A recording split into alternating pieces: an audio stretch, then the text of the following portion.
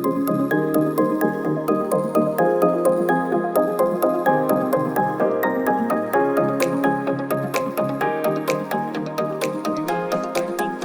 a series on the book of Acts, starting today up to the end of August.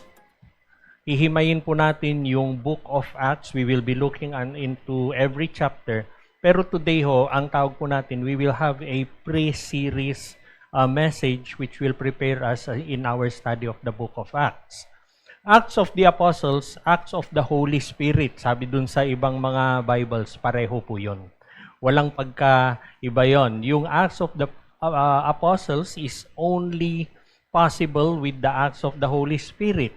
Likewise, yung ginagawa po ni Holy Spirit, ginagawa niya through the Apostles. Let me read to you po yung how John Maxwell puts it. The second book, Luke addressed to Theophilus, Acts may originally have had no title. The Greek manuscript title is Acts, and many add of the Apostles. The Greek word Acts was often used to describe achievements of great men. Acts thus feature the notable figures in the early years of the church, especially Peter and Paul. But the book could have more properly been called the Acts of the Holy Spirit through the Apostles. Ganon po yon. Iisa lang po yan. Wala pong pagkaiba pag sinabing Acts of the Holy Spirit, Acts of the Apostles. For our purpose, we would be more focused on the Acts of the Holy Spirit and we will know in a while kung bakit po ganon. Ito po yon. Yung series po natin is Acts of the Holy Spirit which is relentless. Hindi natitinag, hindi natatakot, hindi mapipigilan. Bakit? Kasi the Holy Spirit is relentless. Kasi po, itong series po natin, we are looking into the book. Pero kung ano po yung nandun sa book, yun po ang nire-reflect natin sa church natin. So it would be better, I believe it would be better para sa atin, natitignan natin as acts of the Holy Spirit and the Holy Spirit working in and through us in the church. So, Holy Spirit is relentless. Tayo ba? Comprise ba is relentless? Our key scripture para sa ating series is Acts 1 verse 8. Yung mga youth na nag-camp, kaya niyo naman siguro yan na blindfolded na. Basahin po natin lahat. Ready? Read. But you will receive power when the Holy Spirit comes on you, and you will be my witnesses in Jerusalem, in all Judea and Samaria, and to the ends of the earth. Ang goal po natin for the series is to awaken the church as to its identity and calling as the Spirit-empowered people of God. Tayo yon. We are Spirit-empowered people of God. And how can that be done? Nasa screen po, 4. Una, bold in witness, united in love, devoted in discipleship, and unstoppable in mission. Sino ang model natin? Just like the church in the book of Acts. Just like the church. Doon po nagsimula ang church actually sa book of Acts. From the upper room to the ends of the earth. The words that you see on the screen, church, ito po yung overarching na heartbeat of the book of Acts. It started in the upper room and they have reached the ends of the earth. Nagsimula po sa upper room. It is a place of praying. It is a place of waiting. But it is a place of empowering. Empowerment happened in the upper room. Doon po nangyari ang Pentecost. It is the birthing of church in power. In power. Pero we know na nagsimula man doon, nangyari man ang Pentecost, right after bumaba ang Holy Spirit, nag-preach si Peter. Anong ibig sabihin nun? It started in the upper room, hindi po doon natapos. It did not end there. Ang nagsimula sa upper room, it turned into a global movement still being done up to today. yung Pentecost is not confined in one room, pero it spread throughout Jerusalem, Judea, Samaria, and to the ends of the earth, and up to today. Yung upper room, it symbolizes intimacy with God. It symbolizes intimacy with God. It started na, nagsimula po yan na, dyan muna kayo. Di ba sabi ni Jesus, and wait. Wait for the Holy Spirit. And nung naghintay sila and they were empowered, doon nangyari yung to the ends of the earth, which is the mission of Jesus Christ. The church in the book of Acts is one that constantly returns to the upper room. Kung titignan po natin yung kung paano mag-operate yung mga apostles, they constantly return to the upper room. But they return but do not stay there. They always move outward to fulfill yung mission po ni God. Note, it's worth for us to note that we cannot go to the ends of the earth without first going into the upper room. Meron ka bang upper room, kapatid? Do you have an upper room where you are strengthened and empowered and you connect with God? Powerful characters in the Bible, they had their own upper rooms. David has his En-Gedi. Meron po siyang En-Gedi at yun yung upper room niya. Revival was never meant to be contained. Kung ano yung sinimulan ni God sa mga puso po natin in private prayer and surrender, His intent is always to multiply in public mission. Nagsisimula na personal, pero it extends into public mission. The upper room is where we meet God deeply. Pero if we remain in the upper room, we risk spiritual stagnation. Nandun ka na lang, walang nangyayari. Ayaw ni Lord ng ganon. So, from the upper room, we reach the ends of the earth. God did not fill us with His Spirit to make us comfortable. Hindi po. Sabi ko nga lagi, especially sa missions class namin, if you're comfortable where you are, then you're in the most dangerous place you can be. Wala ka nang nagagawa kasi. It has never been meant to be comfortable. In this world, you will have tribulation, sabi ni Jesus. What an assurance. Pero sinundan niya kaagad that take heart, I have overcome the world. There may be trouble, there may be discomfort, but God has overcome. We will not stay where it is safe. Hindi po. Each of us is sent. If you are in a safe place, delikado na po yun. We will move from fire to fruit. It is not enough that we are on fire. Pero kailangan mamunga po yan. From encounter to expansion, and let our lives carry the gospel of Jesus Christ even across any boundary that there may be. We are going to reach out. I would trust, church, na sinadya ni Lord itong series po natin na ito. Sinadya niya, bakit? Because He is preparing us for a bigger assignment. Nili-level up na malamang ng Panginoon ang Comprise. Amen. Marami siyang ibibigay na assignment sa atin, each of us. And think of all of us, naririnig po natin ang message na ito. Just last night, I was talking to Pastor Doms about a possible church plant again. And we're hoping it will happen. Sana po mangyari yon. Pinagdadasal po natin yon. Yung message na ito, it is a wake-up call for all of us. It is a vision casting para sa atin po. Let there be vision. Let us look forward. Let us look beyond boundaries today. And let us prepare our hearts kung ano yung hinahanda ng Panginoon para sa atin. There is an upcoming journey through the book of Acts. Yung message po natin, it is God's way of awakening each of us. Awakening us with hunger, awakening us with anticipation. Maging excited po tayo.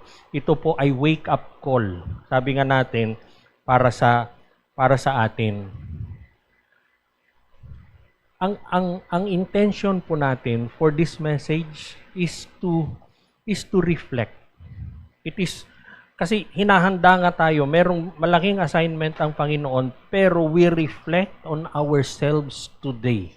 Are we ready for that assignment? Are we ready for that assignment na ibibigay ng Panginoon sa atin? Is the church ready?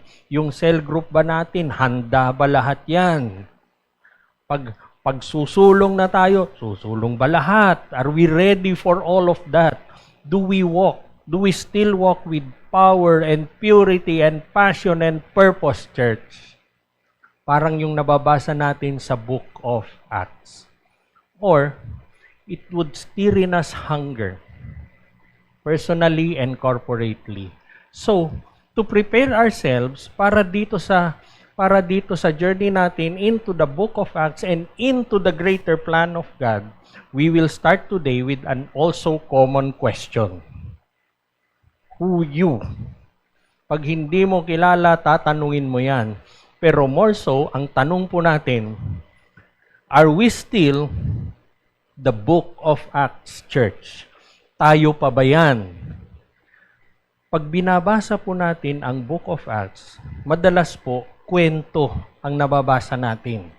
Iba-ibang klaseng kwento, may nagugutom, nag-aaway, merong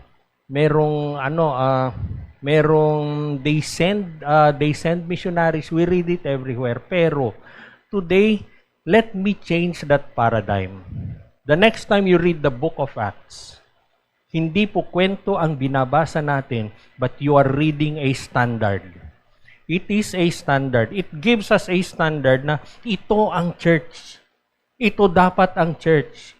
Not to criticize what we have today, but to look into what we have and what we can contribute para ma-realign tayo dun sa church in the Book of Acts. And I want us to know, church, na hindi po natapos ang Book of Acts sa kamatayan ni Paul. We know from history kung paano po siya namatay, pinugutan po si Paul, but you will never read it in the entire Bible kung paano siya namatay. It does not end with death. It ends with Paul sharing the gospel even to the highest officers of Rome. Anong ibig sabihin nun? It is a model of a spirit-filled church. Wala pong sinisino. Kung may pagkakataon to share the gospel, do not hold back. Pero, when we look around today, it still challenges the question sa atin. Are we still the Book of Acts Church? Church, do we still burn with the same fire? Naririnig po natin yung history ng Compres, paano nagsimula, nababasa natin sa Biblia kung ano yung mga nangyayari sa kanila, church. Are you still burning with fire? Or, nawala na? Church, are you still burning with fire? It is worth for us to think of that today. And if you're not, then look onto why that is happening. Are you still burning with fire? As a church, yung cell group nyo ba, is it still burning with fire or puro meeting na lang pag natapos may i-report na? Wag po ganon. Do we still walk with the same power? Do we love with the same passion na meron sila sa Book of Acts? Can we even read? Can we even notice the love na meron sila sa congregation nila in the Book of Acts? And do we still pursue the same mission? Are we still missional? Or, baka naman we have shifted from fire to form, from boldlessness to comfort, or from mission to maintenance na lang. Naging process na lang. Yung message po natin is not a message that will make us look back sa mga pangyayari in nostalgia, hindi po. Pero ang mangyari sana is we will look forward with hunger.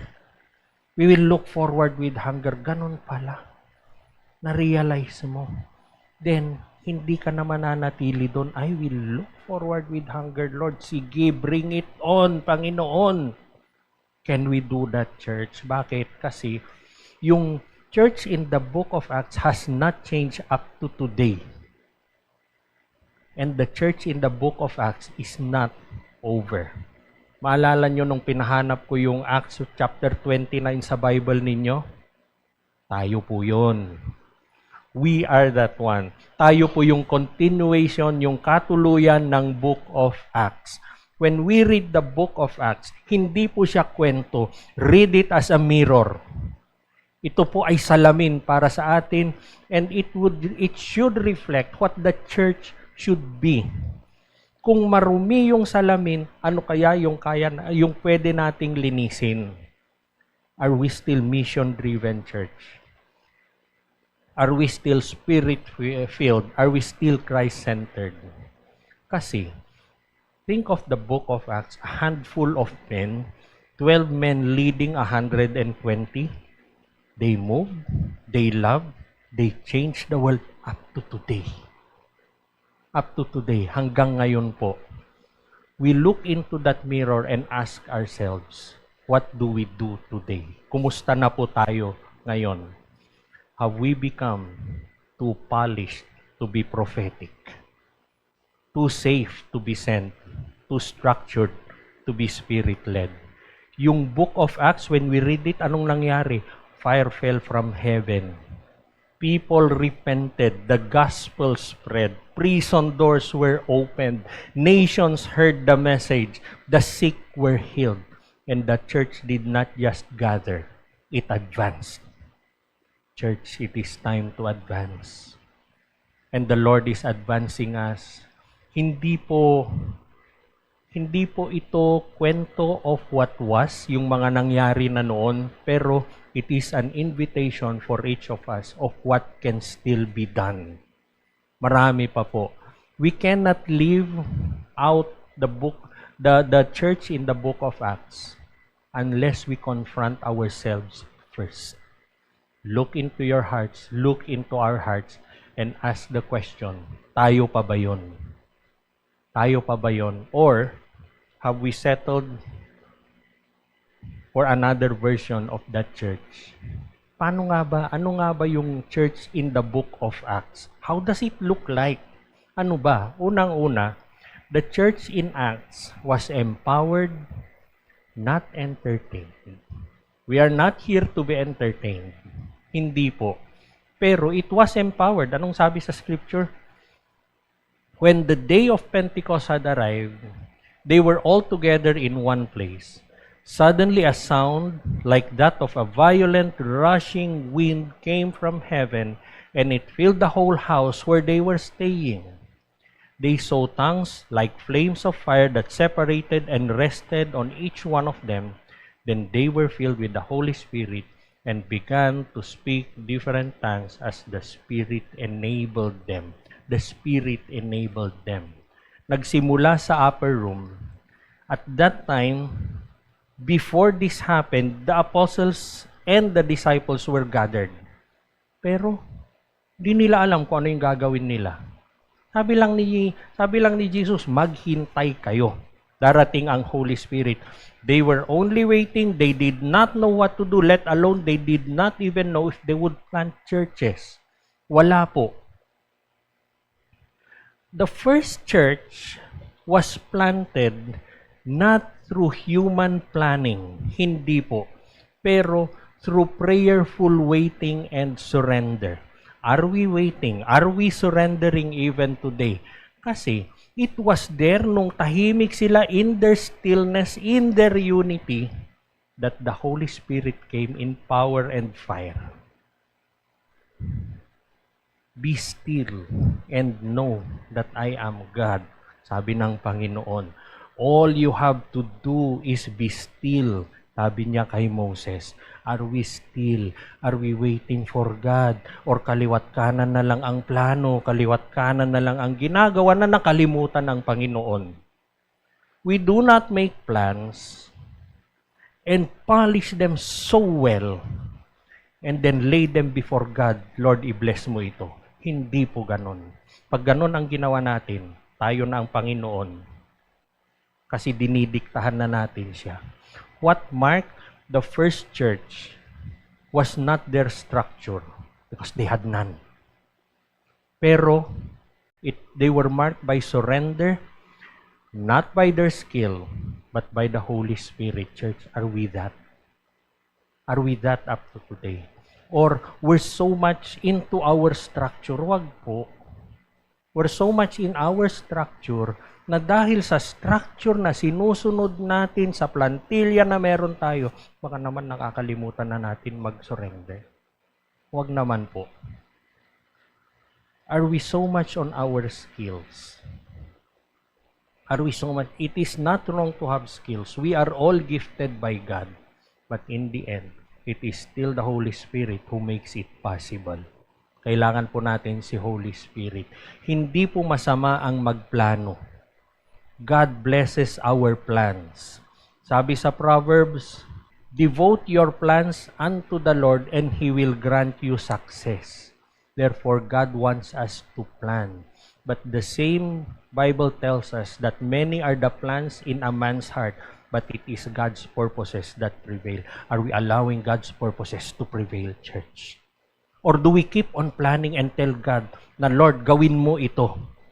Lord, fulfill this plan. Hindi po ganon. We do not dictate anything to God. He will always and always remain to be God. He is always sovereign. We will always surrender to God. Church, today we are blessed. Marami po tayong resources ngayon. Marami tayong resources. We have excellent programs. We have meaningful content today. We have creative expressions. Pero, we will always ask and always ask ourselves with humility, are we still depending on the power of the Holy Spirit? Gaya ng ginawa ng apostles. They were empowered, yes, but by the Holy Spirit. They always know and they never forgot na si Holy Spirit pala lahat yan. Maski gaano sila katalino magplano. Nakita nila. And alam niyo kung magplano sila kasama ang Holy Spirit. Notice in the book of Acts. They always planned na kasama ang Holy Spirit. Or, sana naman we have not quietly replaced desperation with routine or deep prayer with perfect plans. Galingan mo magplano. Pero wala nang dasal, nakalimutan na. Yung church in the book of Acts, it was never perfect. Mababasa naman natin yan. Mababasa natin na there were times na nakalimutan, hindi, may nagreklamo kasi hindi raw pantay yung pag-distribute ng pagkain. Yung mga ganon, they had issues. They had issues. They were never perfect, but they were empowered. They were still empowered. Hindi po naghahangad ng performance ang Panginoon sa atin, pero He is looking for people who wait, who hunger, who trust the Holy Spirit. Tayo po ba yun? Tayo po ba yun? God is looking for people who will always look and treat Him as God, who will trust in His providence, who will surrender to Him, who will fix their eyes on Him. Tayo ba yun? And if we're not that, kung nagkamali po tayo ngayon, it is time to refocus. It is time to return. Maybe ito, yung message na ito ay invitation ng Panginoon to return to the upper room. Why don't you do that, church? Why don't you return to the upper room to be energized again, to be empowered, to connect with God again? Napansin nyo yung mga napansin nyo yung mga apostles, every time they return to the upper room, kakaiba. They are so much empowered. Nakita nyo si David, pag pumunta siya sa En-Gedi, dalawa lang naman dahilan ni David pag pumupunta sa En-Gedi niya. He goes there when there is trouble. He goes there when he needs peace and connect with God. But he goes there in times of victory. In times of victory, sila rin ni God ang nagse-celebrate, church. How do you celebrate your victories? Go back to that En-Gedi. Victorious ka na nga, empowered ka pa. San ka pa? Leonard Ravenhill, sabi niya, the church was born in a blaze of glory and passion. Let us not settle for smoke when God promises fire. Church, receive God's promise of fire to each one of us. Receive that gift of fire, that promise of fire ng Panginoon. Meron siyang hinahanda for each of us, for the church. Para dun sa mga cell group natin, meron po siyang hinahanda. Be ready, and let us always depend on the Holy Spirit. The church in Acts was commissioned. It was not comfortable. Sabi ko nga, sabi ni Jesus, and He showed it, it was never comfortable. Acts 4:18-20. So they called for them and ordered them not to speak or teach at all in the name of Jesus.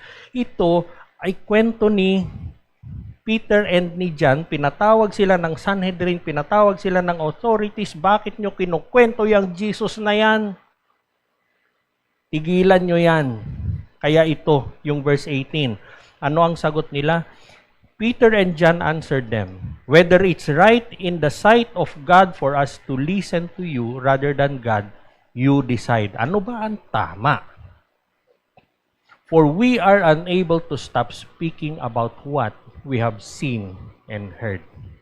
We are hindi mo sila mapipigilan. We are unable to stop speaking about what we have seen and heard. Church, what have you seen and heard?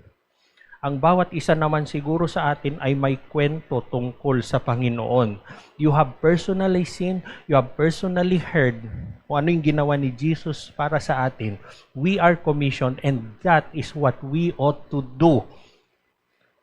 Read the book of Acts. It is very, very, very rare na nagko-quote sila ng scriptures.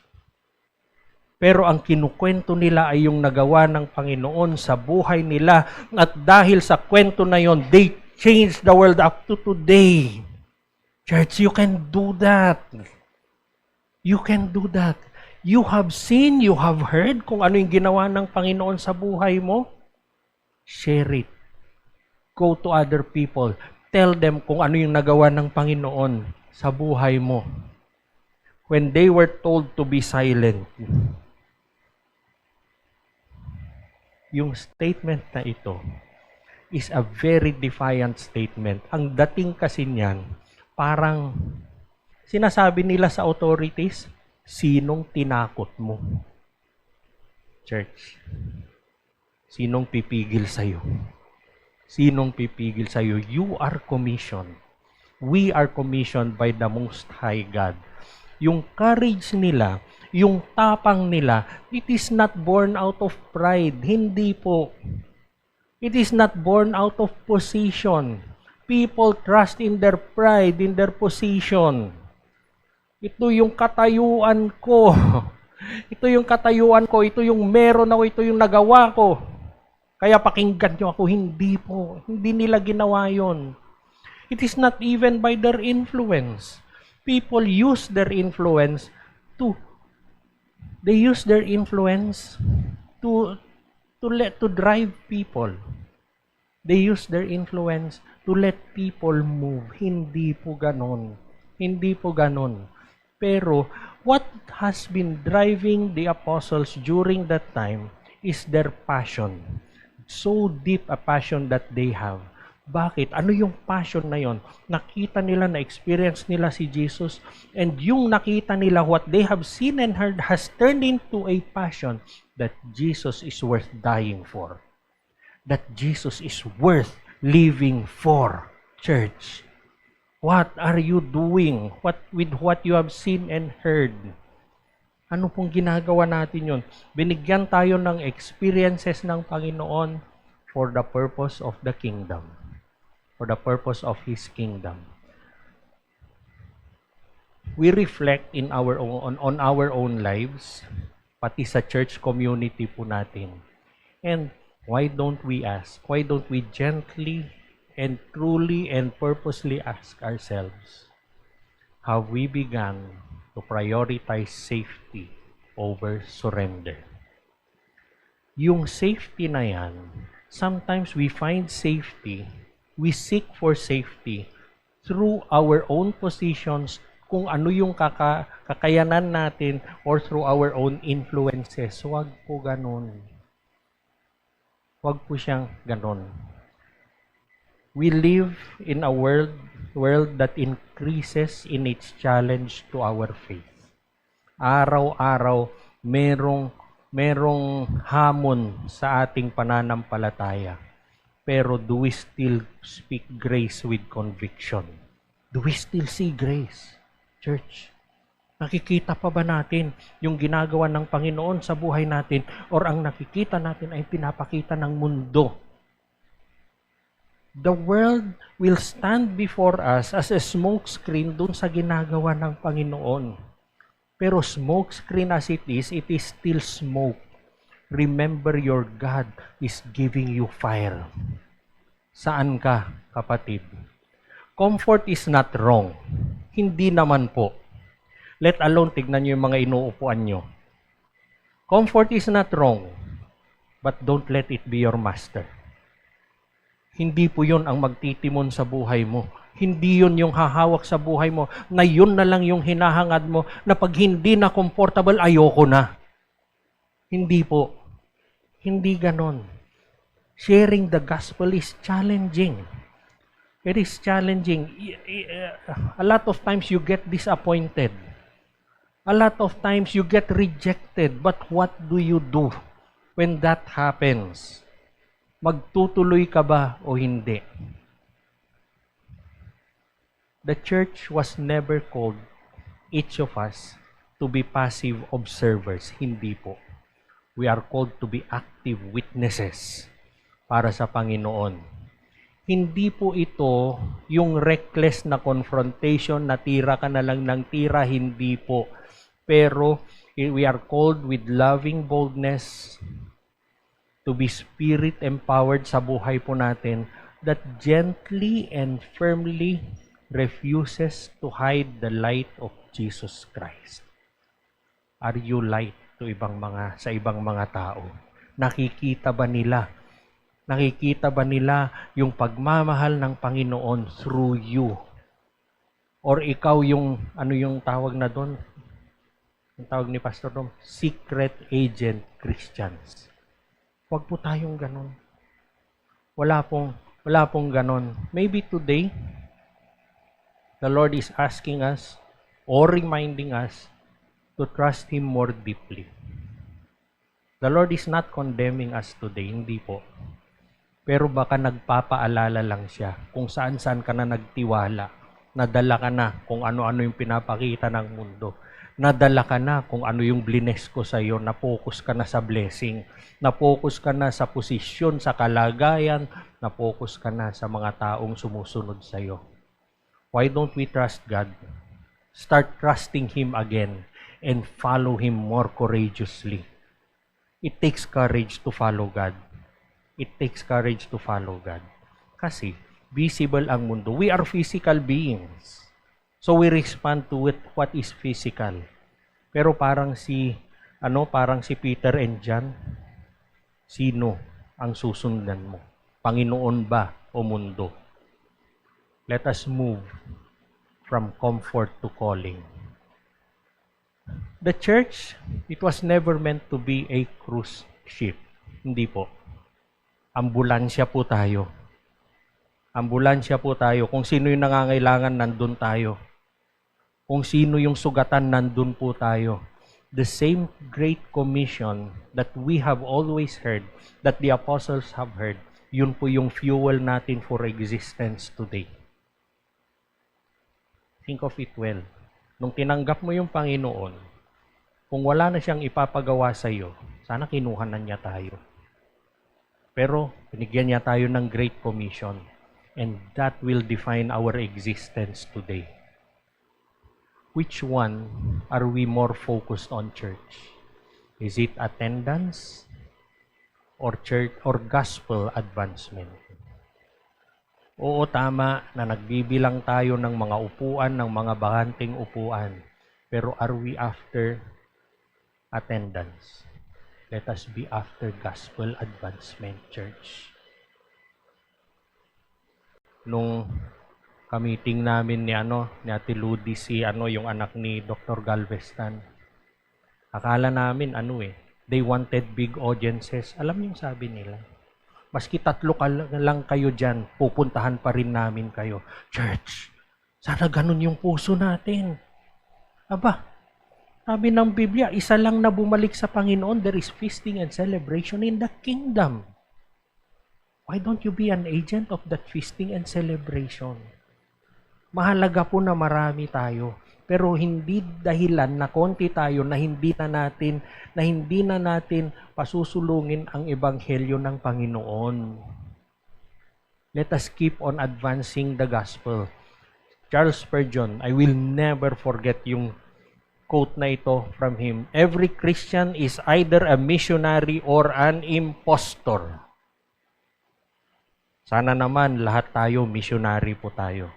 We share the gospel everywhere, every moment that we are, na meron po tayo. Kasi, alam nyo, this is a challenge for every Christian na if you are not sharing the gospel, if you are not reaching out for the lost, then you're not a Christian. Then you're not. Are you sharing the gospel, church? Are you a missionary? Do not be an impostor. Meron at merong paraan yan na binigay ang Panginoon sa atin. What we have seen and heard, sabi nga ni John at ni Peter, what they have seen and heard, what have you seen and heard? As na point po natin, the church in Acts was united by sacrifice, not divided by self.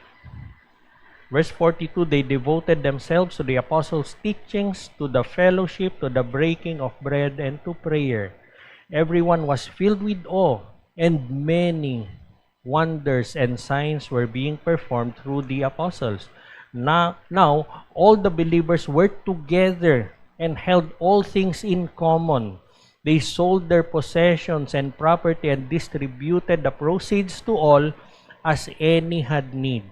Every day they devoted themselves to meeting together in the temple and broke bread from house to house. They ate their food with joyful and sincere hearts, praising God and enjoying the favor of the people. Every day the Lord added to their numbers those who were being saved. Last sentence is, every day the Lord added. It is the Lord who adds to their numbers those who were being saved.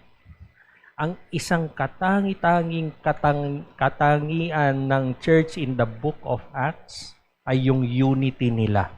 Nagkakaisa po sila. They devoted themselves to one another. Hindi lang in word, but in action. Madali lang kasi kung in word yun. They devoted themselves to one another. Bawat isa sa kanila. Kung ano yung pangangailangan ng isa, nagtutulungan sila. Kung ano yung problema ng isa, nagtutulungan po sila. Kung merong gutom, hindi nila papayagang gutom. Kung ano yung meron sila, sineshare nila. And they do it very sincerely. Wala pong hidden agenda. There is no hidden agenda na para sa you will never read it in the book of Acts, na gagawin ng isang bagay para sa pakinabang ng isang tao. Hindi po. Take note and let it be a warning for each of us. Merong mag-asawa sa Acts chapter 5. Meron silang hidden agenda. Anong nangyari sa kanila? Magkasunod silang namatay sa harap ni Pedro. Let us not be that.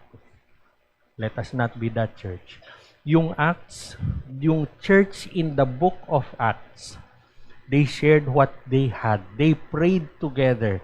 They worship as one family. They experience God's favor and fruitfulness. Kailan nangyayari ang favor and fruitfulness ni God? We pray for favor, we pray for fruitfulness. When does it happen? When we are united. Pag nagkakaisa po tayo, we cannot ask for favor and fruitfulness tapos nag-aaway-away tayo, nagbabakod-bakuran tayo. Hindi po mangyayari yon. Kasi hindi po yon ang ginawa ng Panginoon. At hindi po ito pinilit. It was not forced. Pero it flowed from hearts that are filled with love. Bakit? Kasi alam nila kung paano magmahal si Jesus. And yun din yung ginagawa nila sa isa't isa. Church, do you even know how much the Lord loves you? One time in the same preaching, in another preaching, tinanong ko kayo, does the Lord love you? Does the Lord love you? Kung tatayo, sa harap mo si Jesus ngayon at tatanungin ka niya, sa tingin mo ba mahal kita? Ano kaya ang isasagot mo?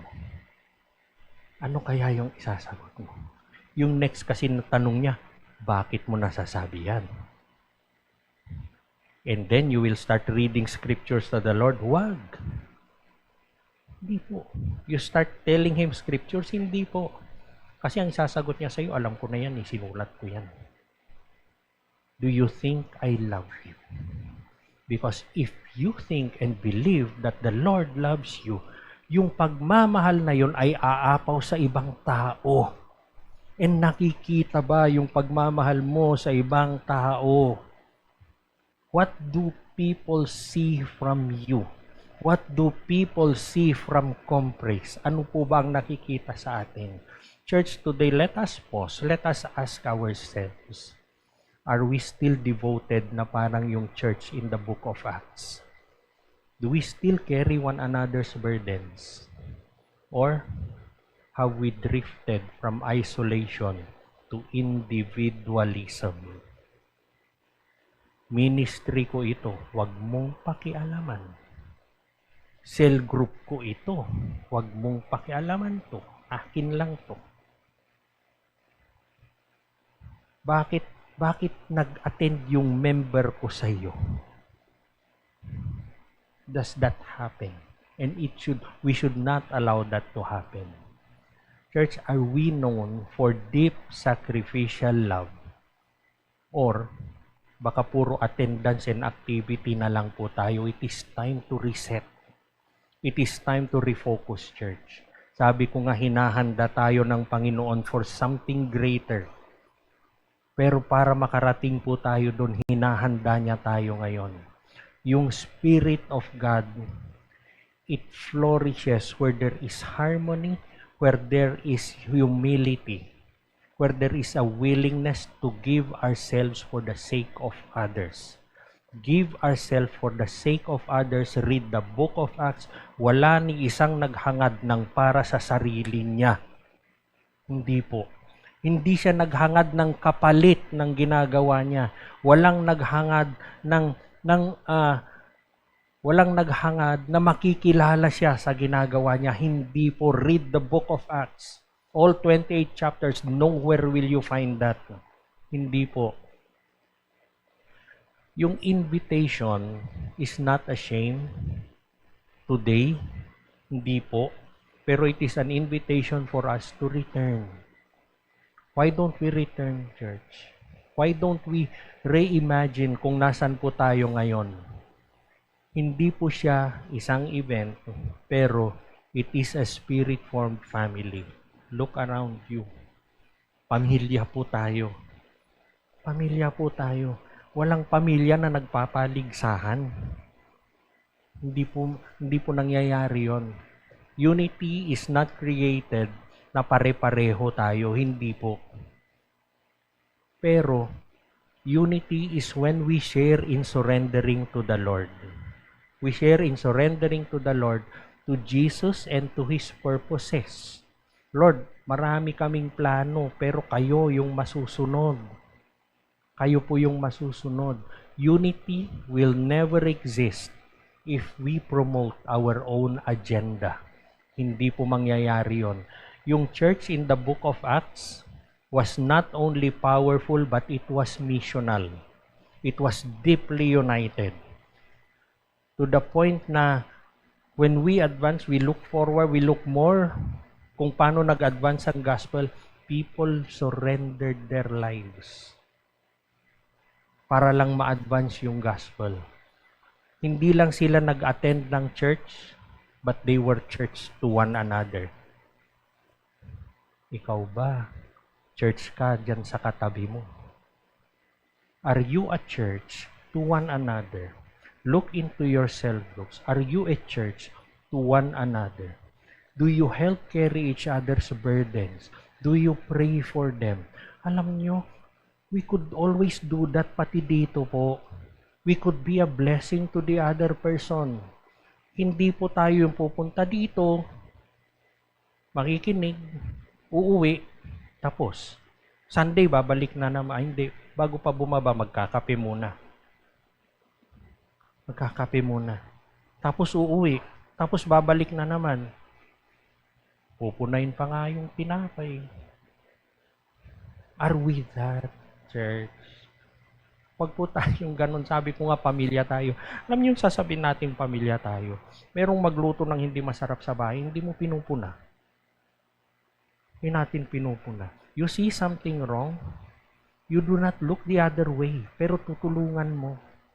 Sana ganun po tayo. Be a church to each other. Let us be the church to each other. Hindi po natin, we cannot reflect Jesus. We cannot reflect Jesus to the world if we ourselves are divided.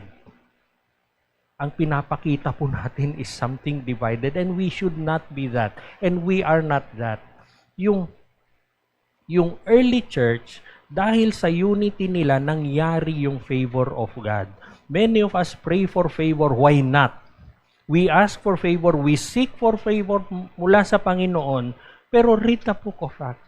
Favor happened when God saw unity.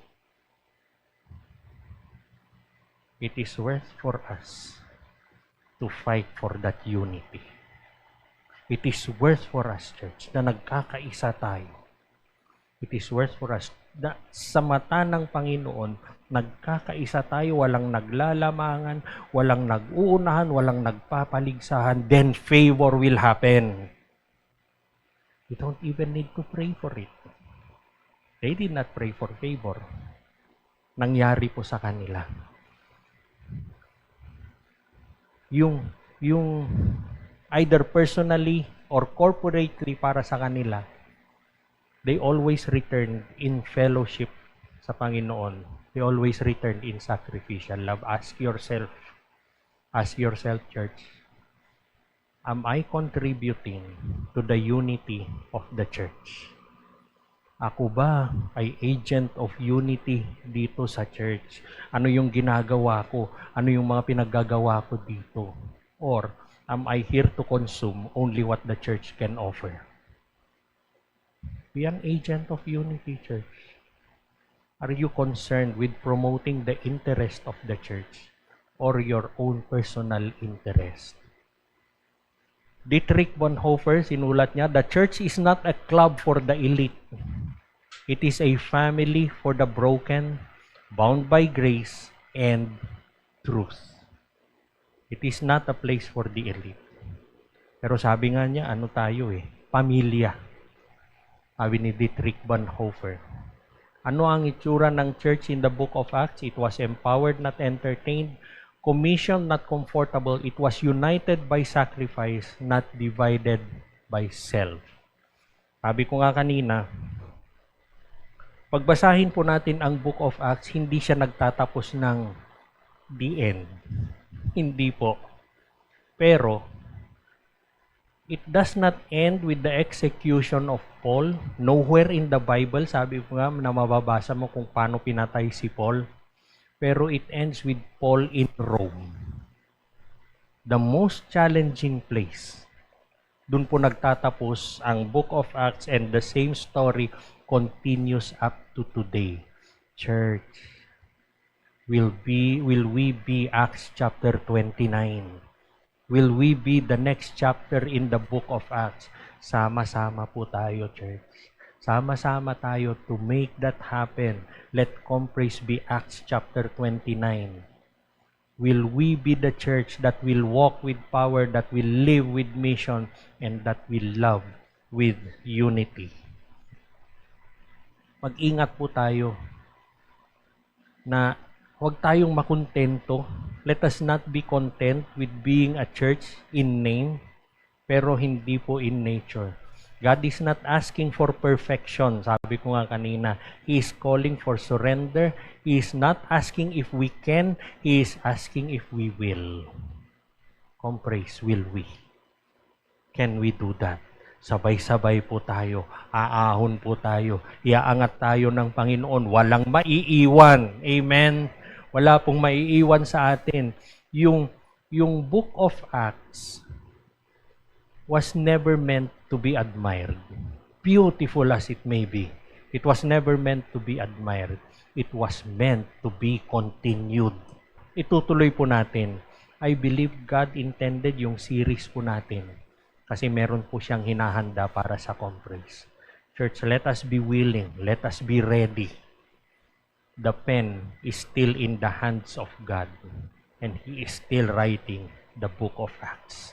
Let Comprise be the 29th chapter. Amen. Amen.